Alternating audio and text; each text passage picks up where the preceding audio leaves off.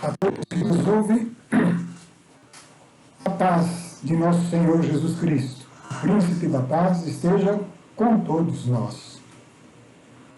Damos início a mais um grupo, mais uma reunião, na verdade, uma reunião à distância, do nosso grupo de Conexão Bíblica, sobre o tema confiança, zelo, gratidão, que germinam na conversão, começam aí.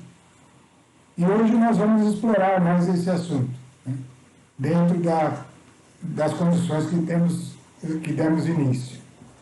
Vamos agora começar com a nossa oração, nos colocamos diante de Deus. É assim que ganhamos condições para falar das coisas tão importantes que vêm da palavra de Deus, daquilo que está escrito e colocado à nossa disposição.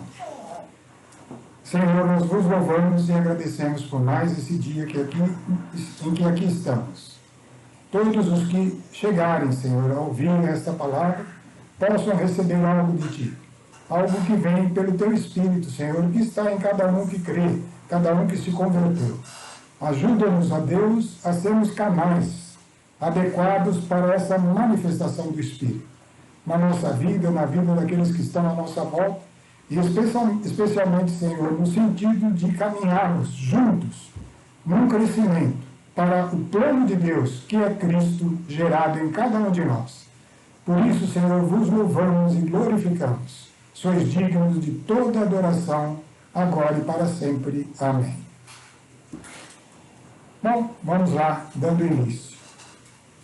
Desde que nós começamos esse assunto, foi com base numa palavra que veio para mim nesses dias que a gente interrompeu a nossa apresentação, o tema anterior tinha encerrado, né? E veio essa palavra, olha para Davi. Parecia uma palavra assim meio simples, né? Mas ela contém coisas grandes, né? Para quem está procurando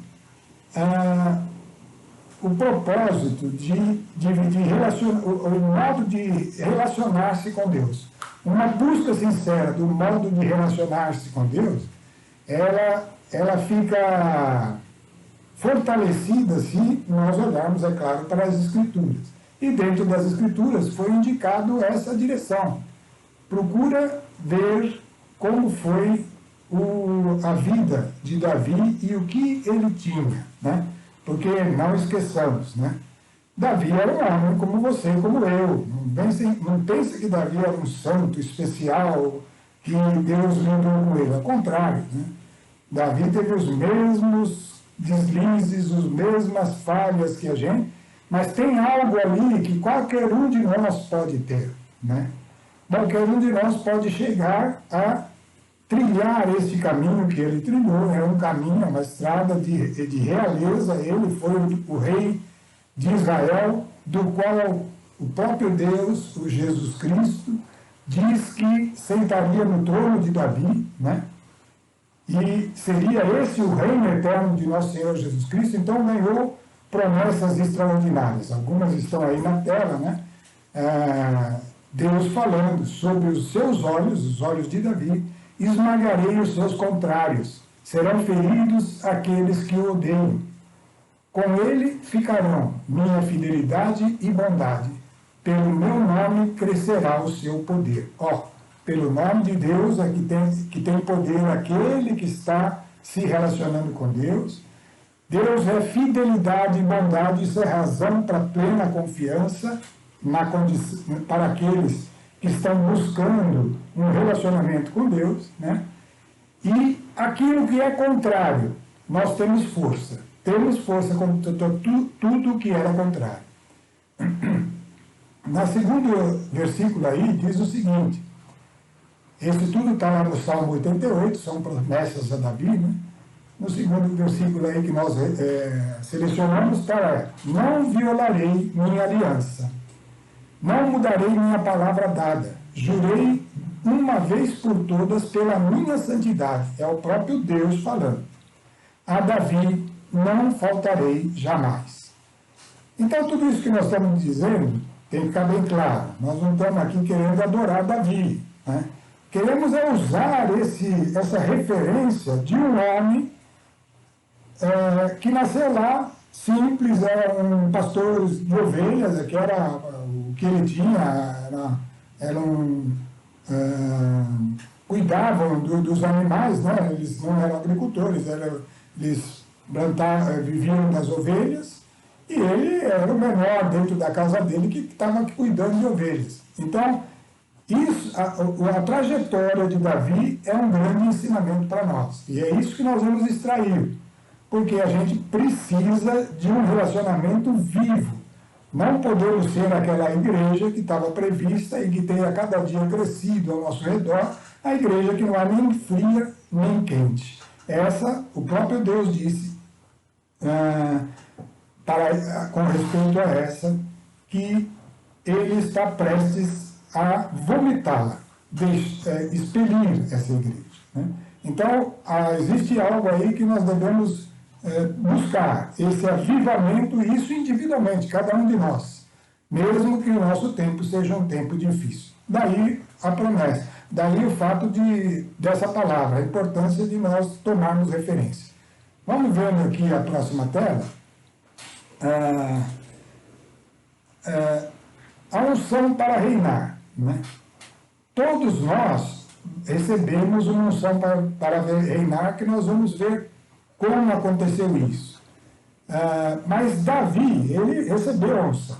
Ele foi, Samuel saiu, era o sumo sacerdote da época, e saiu mandado de Deus para encontrar na casa de Jessé, né, que era o pai de Davi, um dos seus filhos.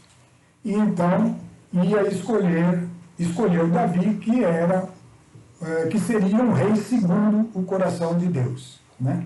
E aí a gente começa a olhar, o que Davi tinha então?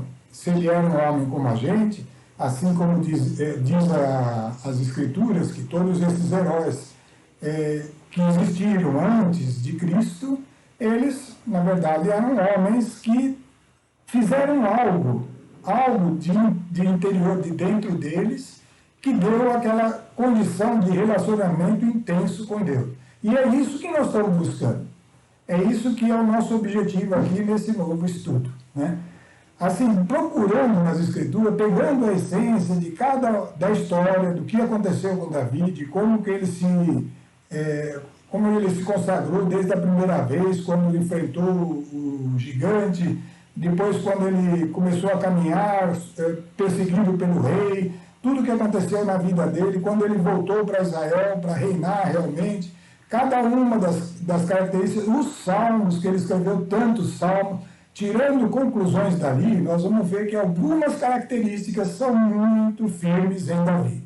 E nós já falamos, e vocês já sabem quais são elas. Uma confiança bastante sólida em Deus, um zelo para cumprir a vontade de Deus e uma gratidão a Deus que levou a escrever tantos salmos de louvor. Né? Então vamos prestar atenção aqui ainda nessa tela no seguinte, onde a gente pode ver o zelo de Davi? Tem muitas pregações, não foi uma ou duas que eu ouvi, que até colocam a visão, a imagem de Davi como assim meio depreciativa, porque ele foi muito violento, né? Ele dominou todas as nações em volta, ele fez aquilo que Deus tinha mandado que Josué fizesse, e Josué fez também, né? Só que Josué já tinha passado. E passaram-se muitos anos depois de Josué, até que Deus suscitou Davi, né? Mas ele simplesmente fazia aquilo que era o mandamento de Deus. Tomar posse da terra que Deus mesmo tinha dado a Israel.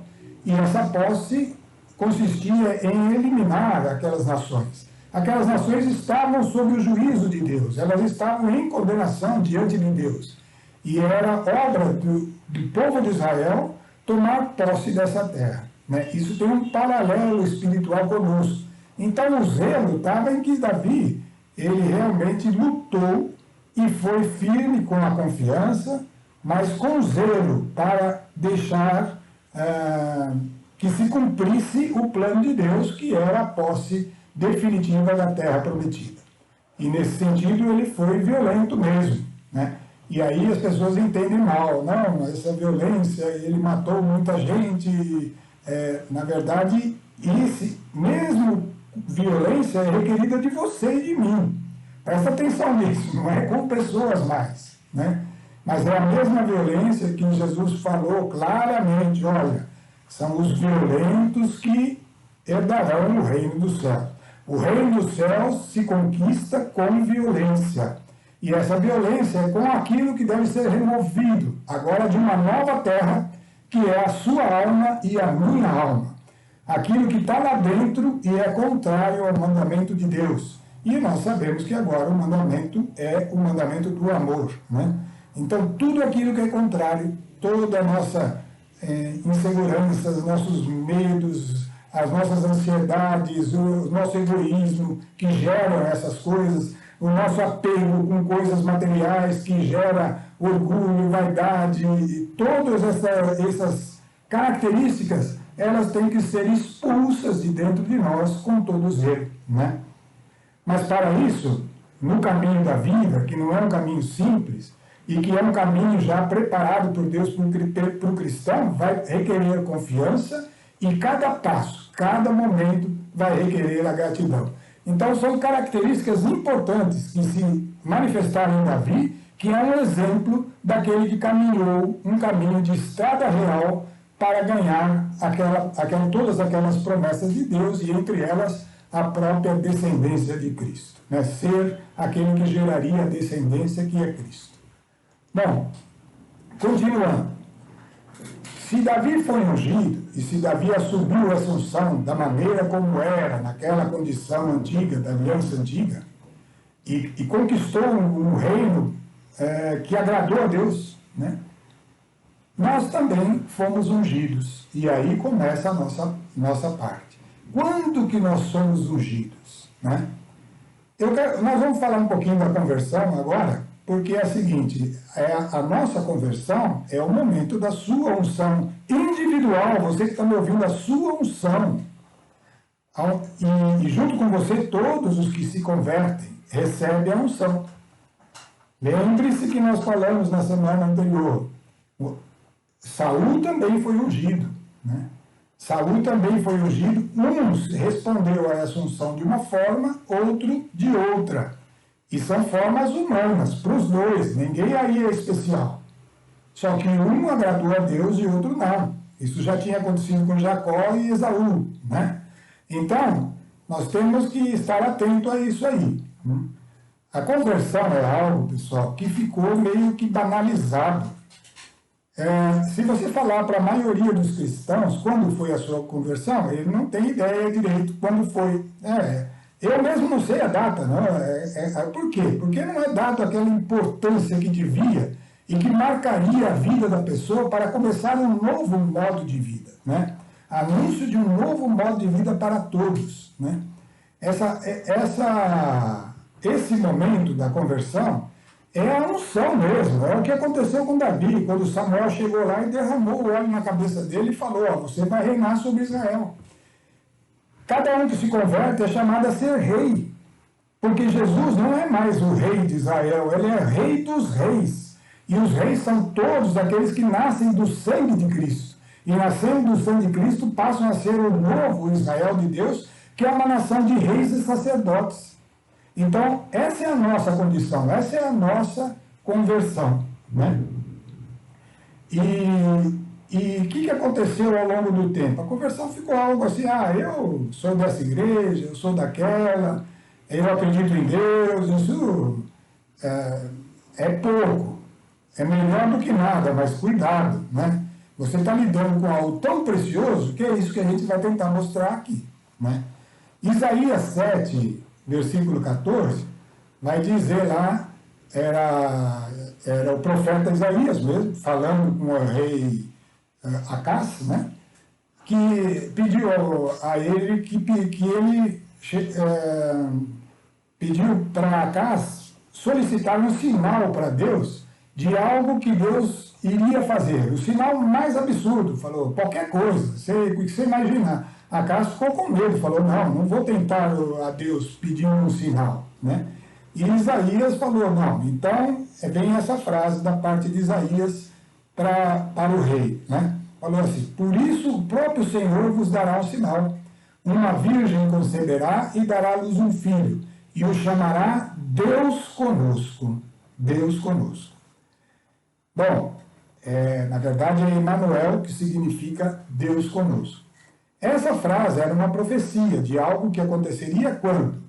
Aconteceria em Cristo, mas a partir de Cristo, então haveria uma possibilidade, a partir da Virgem que concebeu, seria dado a toda a humanidade uma oportunidade de ter Deus em nós. Israel tinha Deus no meio deles. Era um povo que tinha Deus que andava no meio de Israel. Desde que ele se mantivesse zeloso com a lei, com adoração a Deus e com esse sentido de que tudo que ele conquistasse era por meio da presença de Deus no meio deles. Essa consciência tinha que ser viva em Israel, né?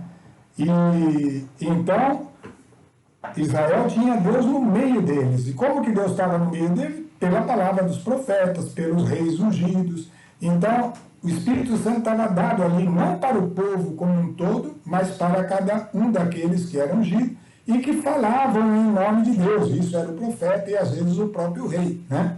Então, essa era a condição deles. Mas aqui não, está anunciando algo. Quando a Virgem conceber, então, e se manifestará, ela vai dar à luz um filho e se chamará Deus conosco. É por meio dele que Deus vai estar agora, não no meio de uma nação, não no meio de um grupo, não no meio mas no coração individual de cada um que se converteu.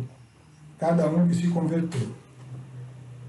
Isaías 9, 2 a 6, esse nós vamos ler, vai falar desse mesmo evento.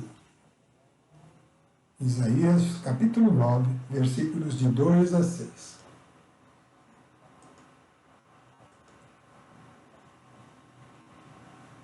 Então, ele está falando aí, vós suscitais um grande regozijo, provocais uma imensa alegria, rejubilam-se diante de vós com a alegria da colheita, como exultam na partilha dos despojos, porque o jugo que pesava sobre ele, e a coleira de seu ombro, e a vara do feitor, vós os quebrastes, como no dia de Madiã.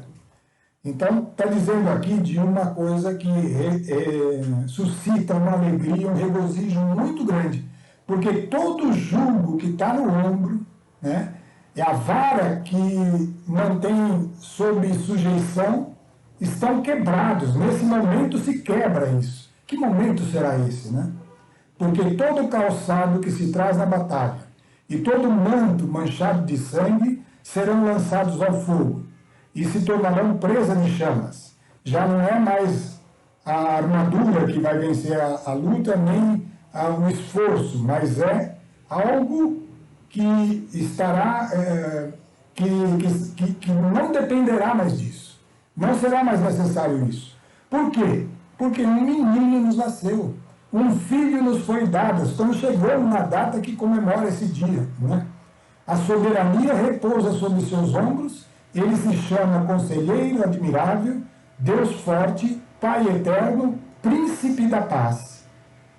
Seu império será grande e a paz sem fim, sobre o trono de Davi, e em seu reino ele o firmará, né? E o manterá pelo direito e pela justiça, desde agora e para sempre. Eis o que fará o zelo do Senhor dos Exércitos. Então é Deus dando respaldo, dando garantia. Esse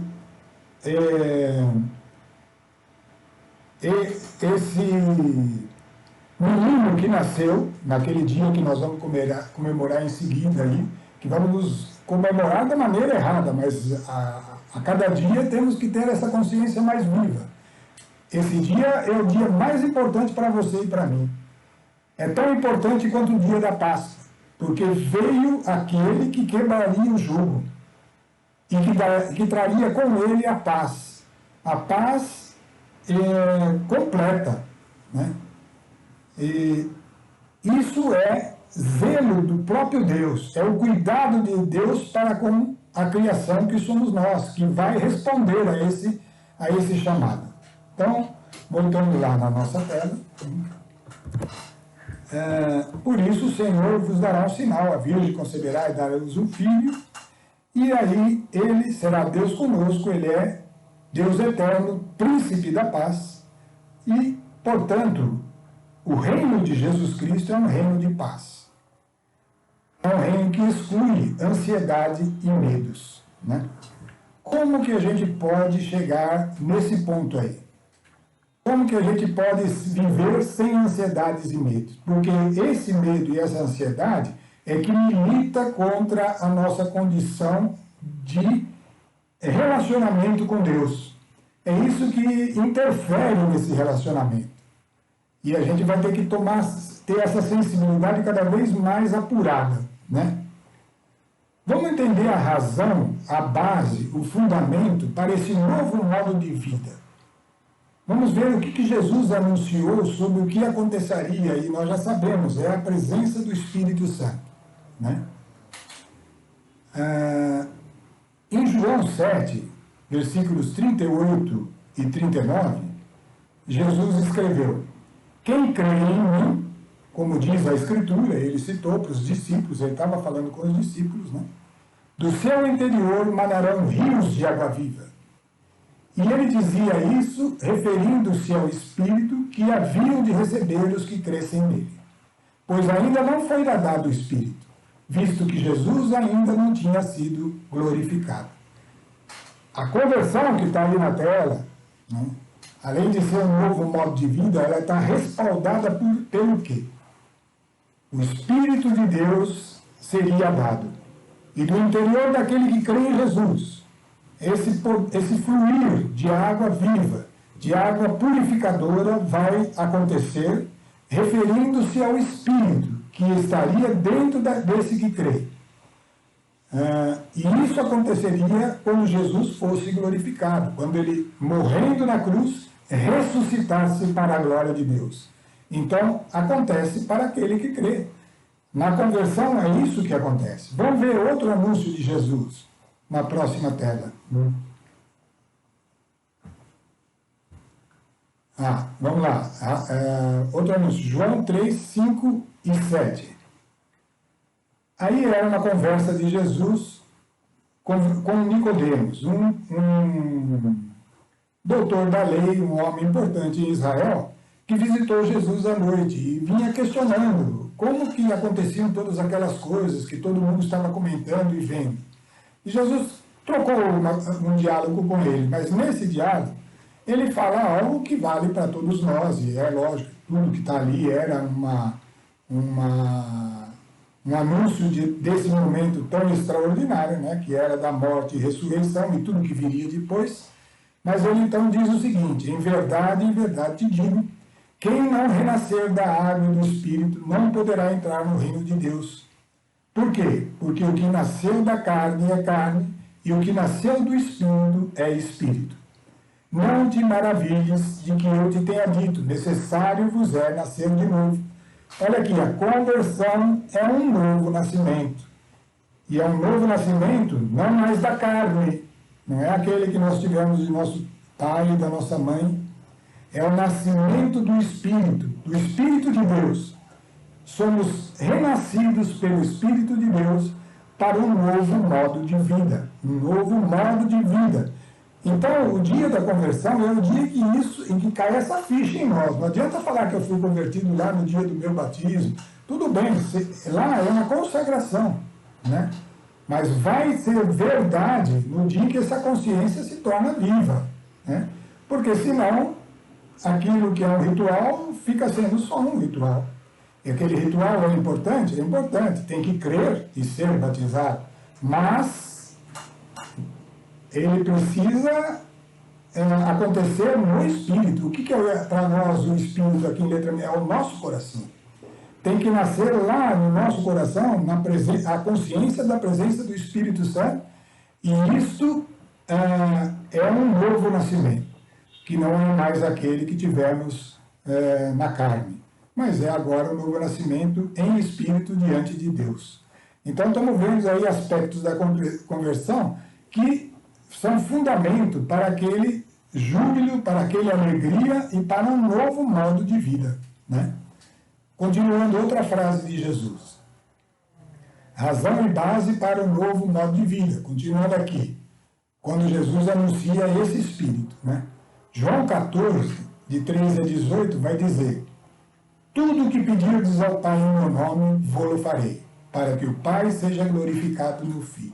Aqui a gente sempre para, porque a gente tem insistido. Às vezes as pessoas não percebem isso. Pensam que pode falar qualquer coisa em nome de Deus. Mas pedir algo em nome de Deus, em nome de Jesus, determinadamente, pedir algo em nome de Jesus, e ele está dizendo tudo que pedirdes ao Pai em meu nome, é pedir algo para fazer o que Jesus mandou. Está relacionado com o mandamento de Jesus. Isso é pedir em nome de Jesus. Como é fazer qualquer coisa nesse mundo em nome de alguém. É quando você faz algo que esse alguém mandou. Senão, não é em nome dele, né? Então, Jesus está dizendo aí, e eu sempre insisto nisso, porque às vezes a pessoa se perde nisso aí, né? Em tudo que pedirdes ao Pai em meu nome, é Jesus falando, vou-lo farei. É uma afirmação, ele fala, eu vou fazer, para que o Pai seja glorificado no Filho. Qualquer coisa que me pedirdes em meu nome, vou-lo farei. E aí ele afirma, se me amais, guardareis os meus mandamentos. E nós conhecemos quais são. Se você quer conhecer os mandamentos de Jesus, vai nas cartas às igrejas, que estão lá escritas por Paulo, escritas por Pedro, escritas por Tiago, escritas por todos os apóstolos João, né? Em cada uma delas tem os ensinamentos do mandamento de Cristo desdobrado em atitudes, né? E qualquer coisa que você queira fazer, que você precise para cumprir esse mandamento, é só ir para o recurso, pedir em nome de Jesus. Mas aí ele acrescenta, e eu rogarei ao Pai, e ele vos dará um outro paráclito, que é o Espírito Santo. Esse paráclito é o Espírito Santo para que fique eternamente convosco. Paráclito seria o ajudador, o advogado, aquele que estaria junto. Eternamente, olha o traço embaixo. Eternamente. Então isso é atributo da conversão. Na conversão, o Espírito chega entre nós e só vai sair de nós se nós o rejeitarmos. Da parte de Deus, a obra está feita. Se você crê em Jesus e tudo que você pedir, você vai receber. E o primeiro pedido, sem dúvida, é esse. O paráclito, a presença do Espírito Santo eternamente conosco. É o Espírito da verdade que o mundo não pode receber. Porque não o vê, não o conhece, mas vós o conhecereis, porque permanecerá convosco e estará em vós. Essas frases têm que ter um baita impacto na nossa vida.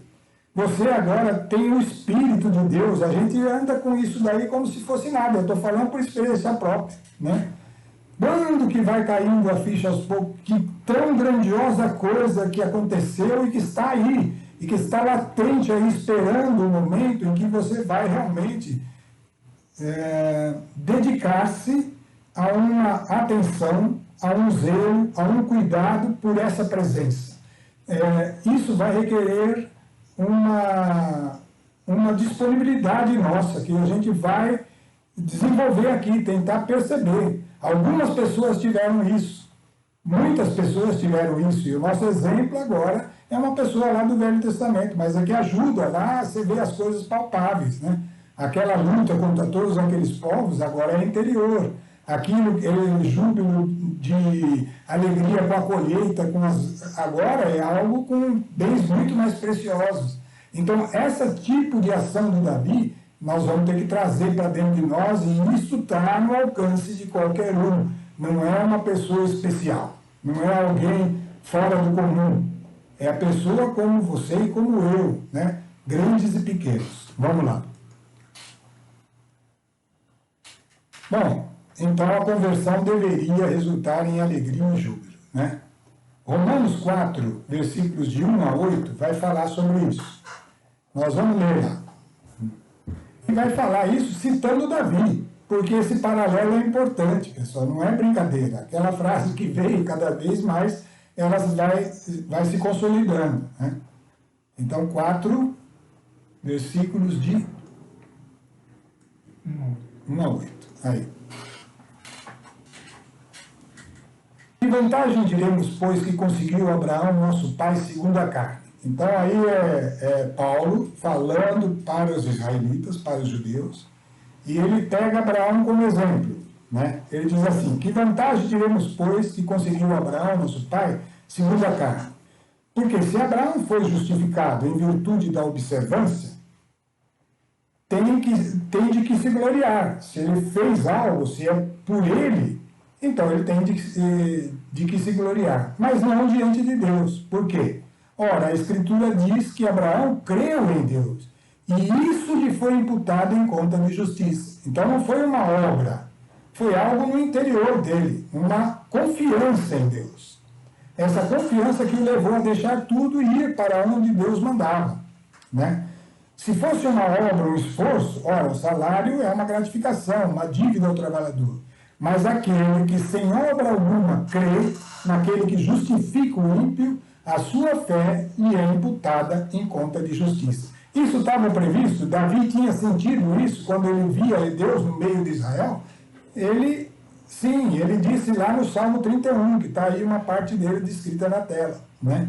Lá no Salmo 31, se você ler lá, vai ver mais conteúdos até para confirmar, né?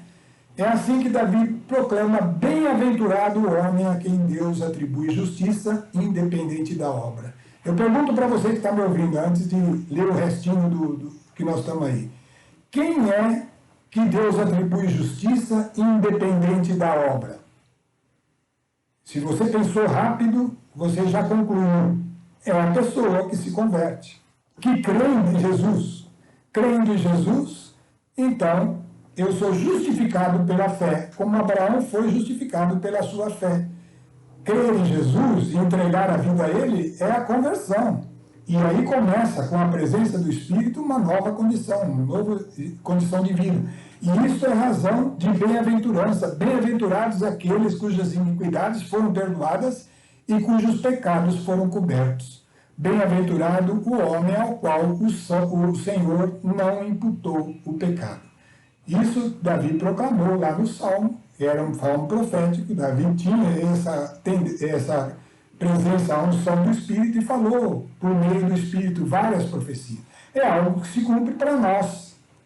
Nós somos bem-aventurados e temos toda a nossa iniquidade perdoada e nossos pecados no dia da nossa conversão. E isso é razão de alegria e de júbilo. Vamos voltar lá. Isaías 31, de 1 a 10, nós vamos ver que vai falar da importância desse momento também. 35, de 1 a 10. Isaías 35, de 1 a 10. Isaías fez muitas profecias sobre Jesus, né? E sobre o que viria após a vinda do Filho de Deus, né? Então, 35, de 1 a 10. Ele pega figuras, né? Figuras que mostram uma grande transformação, uma grande renovação, um momento de exaltação, né? Então, ele compara o deserto a algo que vai acontecer na sequência. Ele diz assim: o deserto e a terra árida se regozijarão. Esse é o regozijo desse momento. A estepe vai alegrar-se e florir como lírio. Ela florirá, exultará de júbilo e gritará de alegria. Então, a conversão é um momento excepcional. Está acontecendo algo. É Deus com você, é Deus conosco. Exultará de júbilo e gritará de alegria. A glória do Líbano lhe será dada, o esplendor do Carmelo e de Saron. Será vista a glória do Senhor e a magnificência do nosso Deus. Fortificai as mãos desfalecidas. Aí está falando para você e para mim. Robustecei os joelhos vacilantes. É aí que vai entrar aquela confiança, aquela desassombro, aquela coragem. Porque tem algo que está acontecendo aí importante, né? Tem algo que muda tudo, né? Então, dizei aos que têm, robustecei os joelhos, dizei aos que têm o coração perturbado, aí, as ansiedades, os medos, tomai ânimo, não temais, eis o vosso Deus. ele vem executar a vingança, ele vem para executar a libertação daquele que nos mantinha sob jugo, que nos mantinha sob a vara. Então tem algo acontecendo aqui grandioso. Ele se fez como nós, para quebrar esse domínio do príncipe desse mundo, que nós sabemos quem é, né? Então, eis o vosso Deus, ele vem executar a vingança, eis que chega a retribuição de Deus. Ele mesmo vem salvar-nos. Deus se fez como um de nós para nos salvar. Então, o que acontecerá? Se abrirão os olhos aos cegos e se desimpedirão os ouvidos do surdo. É esse o nosso propósito, pessoal. Nós temos que fazer isso. Há muito barulho no mundo. Mesmo sendo convertidos, estamos sem ouvir, sem ver. Então, o coxo que está lá amarrado, preso, como uma cadeira de rosa, ele saltará como servo. A língua do mundo dará gritos alegres, porque águas jorrarão do deserto e torrentes na estepe. A terra queimada se converterá em água, a região da sede em fontes, e no covil dos chacais crescerão carniços e papiros. Haverá uma vereda pura, que se chamará Caminho Santo. A gente tem falado aqui no nosso grupinho aqui de Conexão Bíblica da estrada real. A estrada real em que nós vamos nos entregando a Deus de modo absoluto. A estrada real da entrega absoluta. Peguei esse texto de um livro consagrado aí de profecias, né? Mas é um nome muito pertinente. Haverá uma vereda pura que se chamará Caminho Santo. Essa é a estrada da nossa unção. Nenhum ser impuro passará por ele. Epa, mas como é que é? A gente é impuro, não vamos passar por ele? Não, nossa impureza foi eliminada. Você está coberto com o sangue de Cristo. E o sangue de Cristo te justifica mediante a fé. Se você mantém a sua fé nele, e isso é a força da sua conversão, então você é puro diante de Deus, aos olhos de Deus. Os insensatos, aqueles que vacilam, que são tímidos ou que são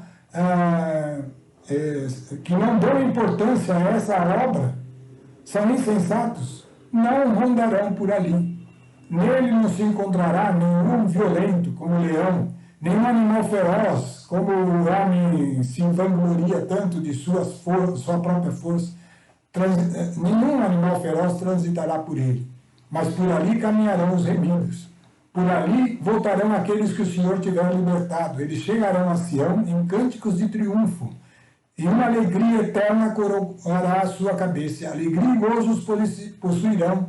Tristeza e queixumes fugirão.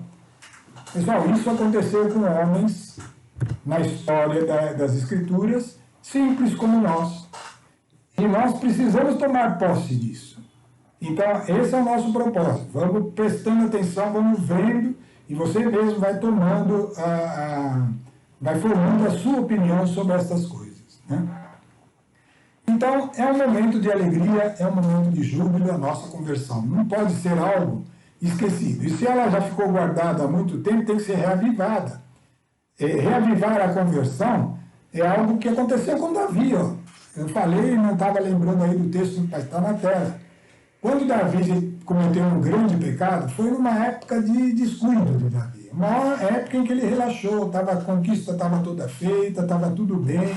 Davi estava tranquilo lá no terraço, ele foi seduzido por uma visão que ele teve, e a partir dali aconteceu um pecado enorme. Nós não vamos falar sobre isso, que é uma longa história, né? Mas vocês já devem saber o que aconteceu ele com a Betsabé, né? Betsabé. Ele adulterou com ela, mas isso é algo que não é o foco nosso agora. Queremos mostrar o seguinte: Davi pecou, como qualquer um de nós. Só que quando ele se arrependeu, ele chegou e se humilhou diante de Deus com o Salmo 50, reconheceu a falta, ele sabia que era algo que ia ter consequência, ele perdeu o filho por causa disso, né? Essas consequências vieram um juízo sobre ele, mas ele estava implorando: restituir-me a alegria da salvação. Porque a alegria de ter essa comunhão com Deus que começa para nós, na nossa salvação, que Davi começou naquela unção.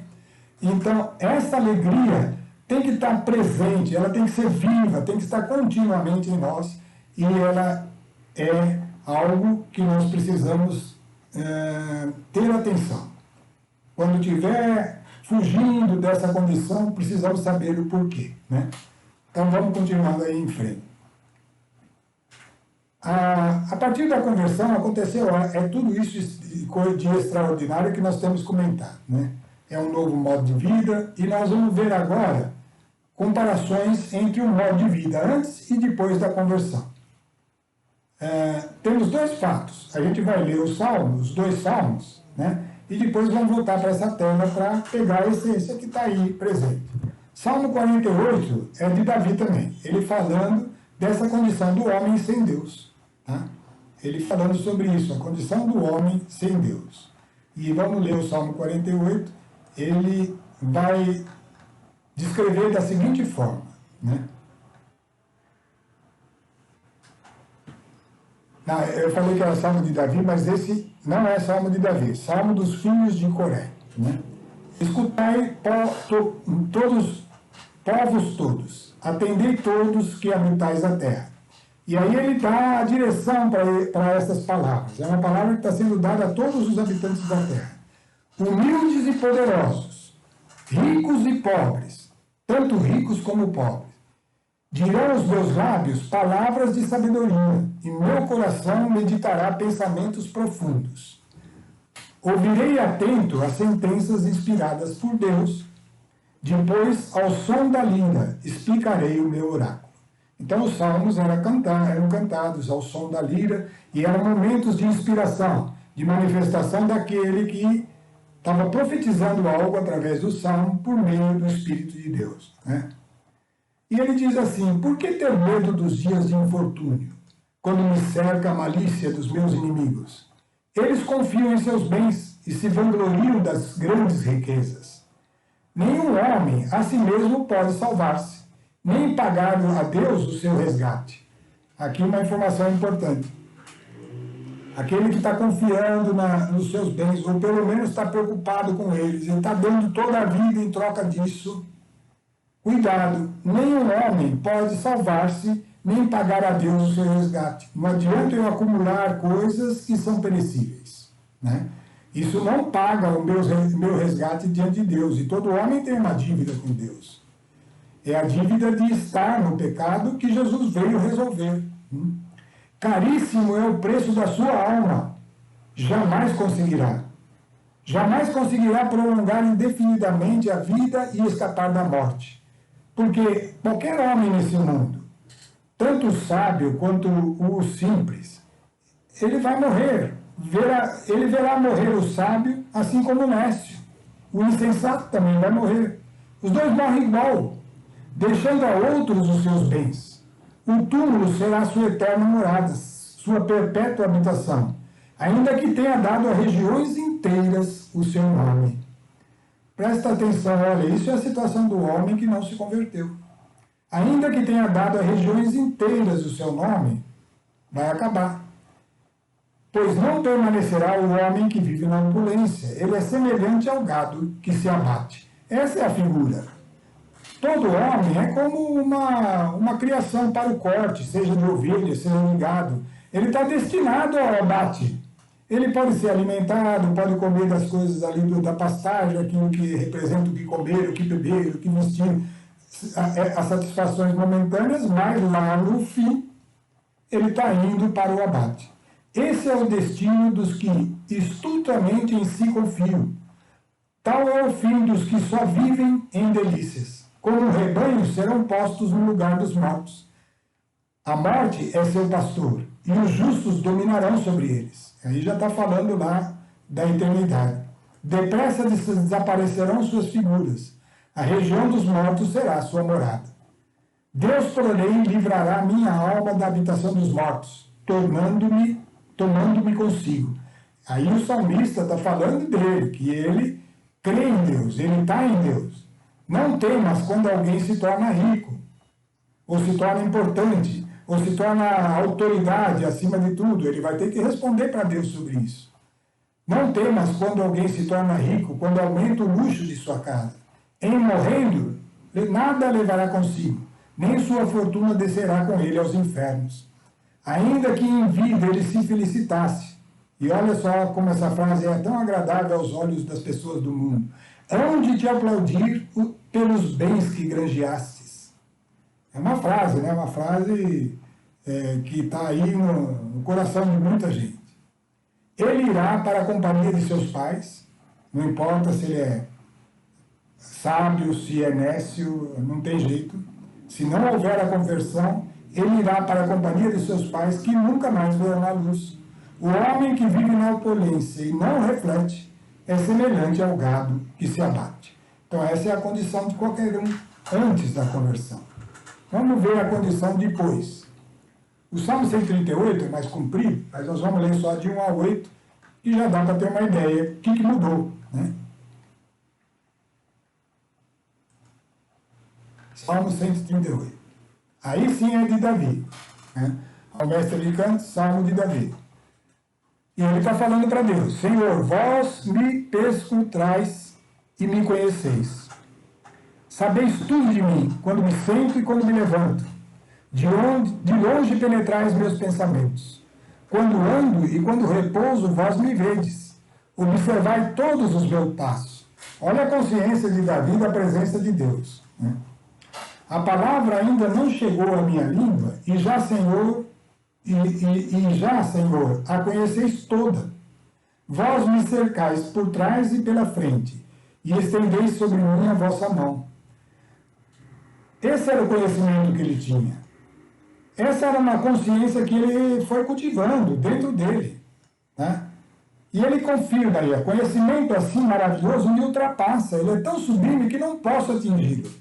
Para onde irei longe do vosso Espírito? É a consciência da presença do Espírito que você e eu temos que ter.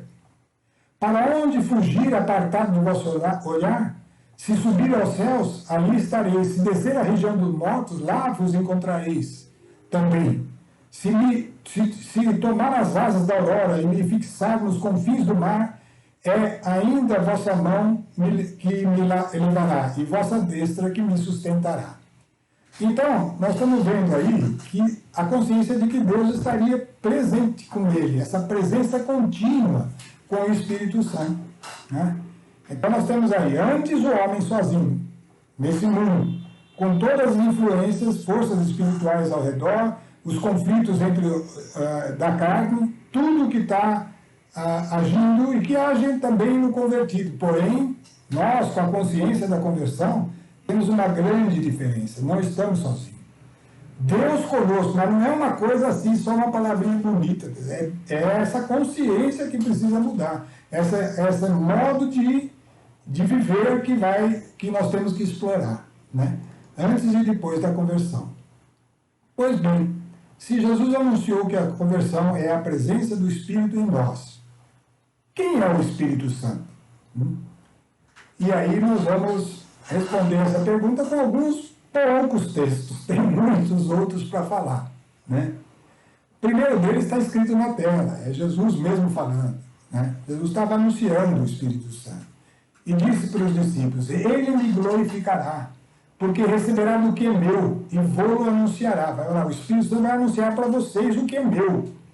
Tudo que o Pai possui é meu, por isso nos disse: há de receber do que é meu e vou-lo anunciará.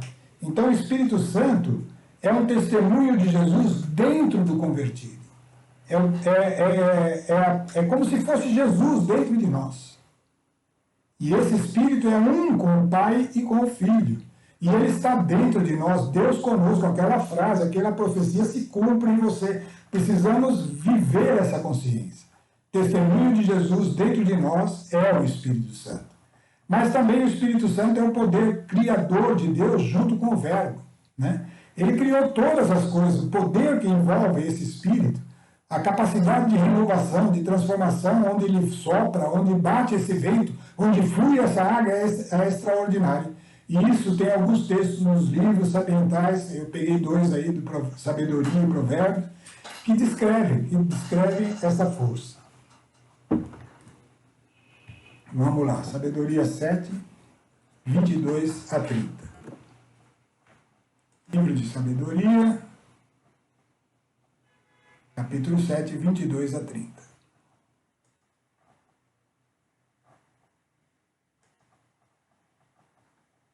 É uma descrição do Espírito Santo, é uma descrição e é um impacto até prestar atenção nela e buscando detalhes, né? É cheia de detalhes. Né? Vamos lá. Há nela, e ele fala no feminino porque o Espírito Santo é a sabedoria, é a personificação da sabedoria de Deus e do poder de Deus, né? E essa descrição, portanto, é uma descrição relativa à sabedoria, que é o próprio Espírito Santo. Há nela, com efeito, um espírito inteligente, santo, único, múltiplo, sutil, móvel, penetrante, puro, claro, inofensivo, inclinado ao bem, agudo, livre, benéfico, benévolo, estável, seguro, livre de inquietação, que pode tudo. Aquele que está em nós pode tudo, que cuida de tudo, que penetra todos os espíritos, os inteligentes, os puros e os mais sutis. Mais ágil que todo movimento é a sabedoria, ela atravessa e penetra tudo, graças à sua pureza. Ela é o sopro do poder de Deus, olha o poder que está nesse espírito. Uma irradiação límpida da glória do Todo-Poderoso. Assim, mancha alguma pode insinuar-se nela. Ela é a efusão da luz eterna, um espelho sem mancha da atividade de Deus. É uma imagem de sua bondade. Embora única, tudo pode. Imutável em si, porque Deus não muda, é perfeito. Imutável em si mesma, renova todas as coisas. Essa força de renovação está em nós. Precisamos dar oportunidade de operação. E é isso que nós estamos buscando. Ela se derrama de geração em geração nas almas santas e forma os amigos e intérpretes de Deus. Qualquer obra que leva a sermos intermediários entre Deus e os homens é a obra do Espírito Santo em nós. E isso está em você, está em mim. É uma oportunidade que nós temos que dar toda a atenção. Porque Deus somente ama aquele que vive com sabedoria. É ela, com efeito, mais bela que o sol e ultrapassa o conjunto dos astros. Comparada à luz, ela se sobreleva, porque a luz sucede à noite, enquanto que contra a sabedoria o mal não prevalece. Bom, vimos aí uma descrição.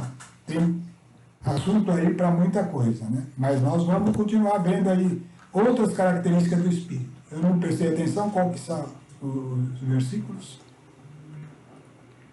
12. Capítulo 12, versículos 12 a 36. de 12 a 36. Esse é maior, tá?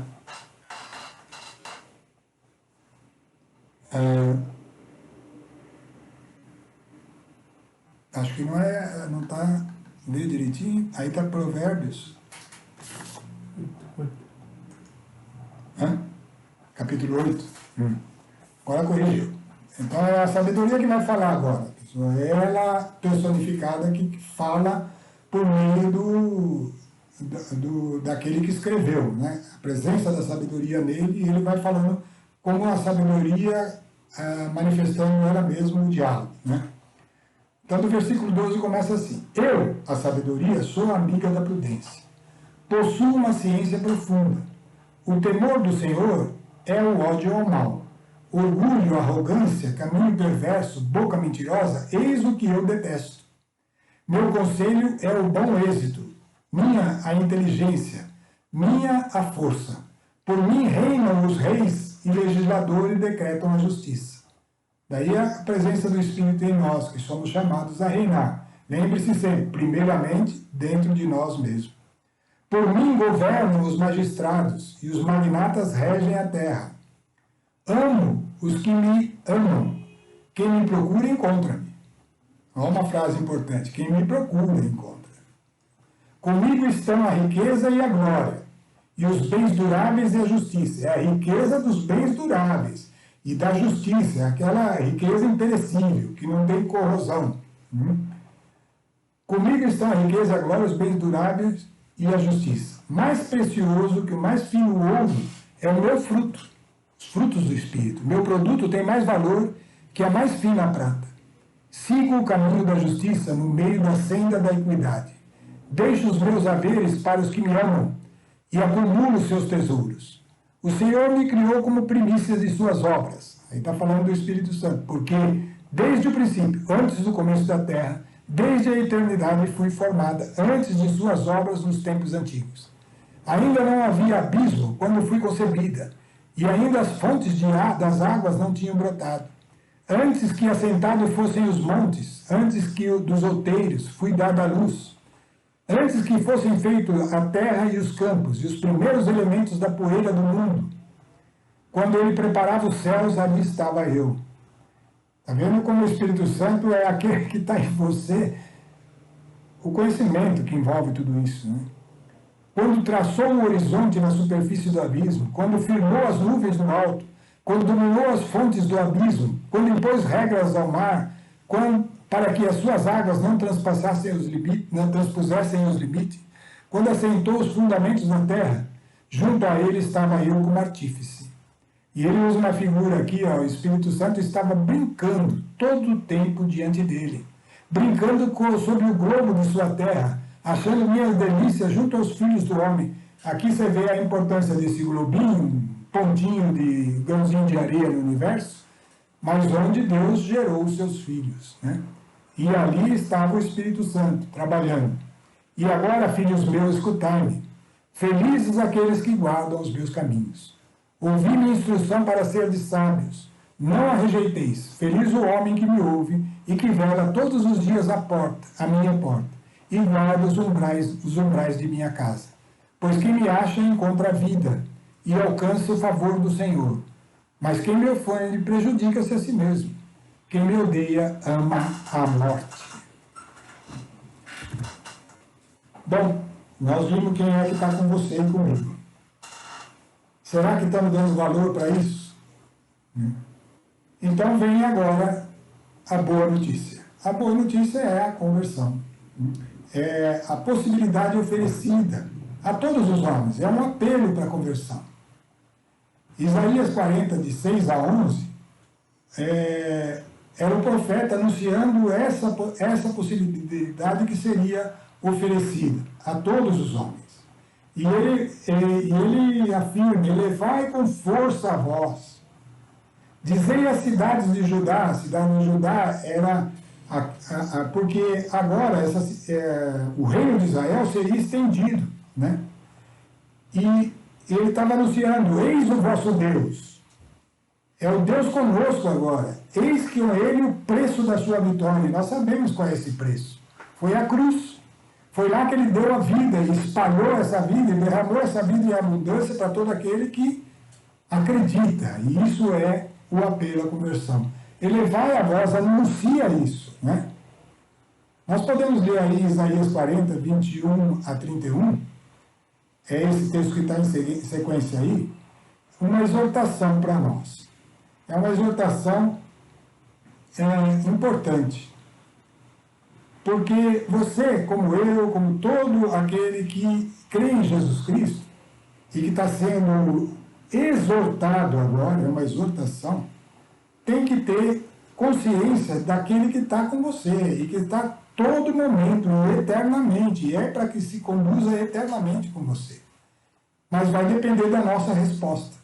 E aí ele começa dizendo assim no versículo 21, não sabeis, não o aprendestes, o Senhor é um Deus eterno, ele cria os confins da terra, dá forças ao homem acabrunhado, redobra o vigor do fraco, até os adolescentes podem esgotar-se, os jovens robustos podem cambalear, mas aqueles que contam, ou seja, que confiam no Senhor renovam suas forças. Ele dá-lhes asas como de águia, correm sem se cansar e voam à frente sem se fatigar.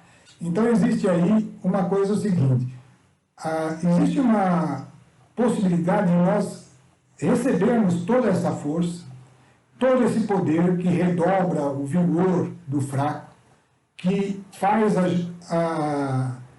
a gente superar o vigor da juventude, estar acima disso. Por quê? O que seria isso? Confiar no Senhor. Então esse é o primeiro degrauzinho lá do nosso